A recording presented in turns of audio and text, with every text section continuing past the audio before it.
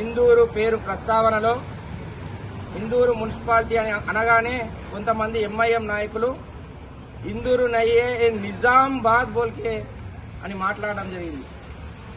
దానికి ఇందూరు యావత్ ప్రజానికం కూడా తీవ్రంగా ఖండిస్తూ ఉంది. ఇది నిజామాబాద్ కాదు, ఇందూరు అని చెప్పేసి మరోసారి హిందువులందరినీ మేల్కొల్పడం జరిగింది. నిన్న ఏదైతే ఎంఐఎం నాయకులు చేసిన తీరును హిందూ సమాజం, హిందుత్వవాదులు అందరూ కూడా ముందటికి వచ్చి ఇది ఇందూరు అని మరోసారి నిరూపించడం జరిగింది.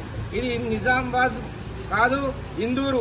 ఇది చరిత్ర పెట్టిన గల పేరు ఇందూరు అని చెప్పేసి మరొకసారి మేము తెలియజేస్తా ఉన్నాం. ఈరోజు 36వ డివిజన్లో ఏదైతే కొన్ని షాపుల దగ్గర బోర్డులకు నిజామాబాద్ అని ఉన్నది, దాన్ని తీసివేసి ఇందూరుగా వారితోనే పెట్టించడం జరిగింది. వారు కూడా మాకు సహకరించడం జరిగింది. భవిష్యత్తులో నిజామాబాద్ అనే పేరును తొలగించి ఇందూరుగా కూడా ప్రతి ఒక్కరూ తమ తమ షాపుల పైన తమ ఎక్కడైతే దేని మీద నిజామాబాద్ ఉంటే దాన్ని వెంటనే తొలగించి ఇందూరుగా రాయాలని చెప్పేసి తెలియజేస్తూ భారత్ మాతాకి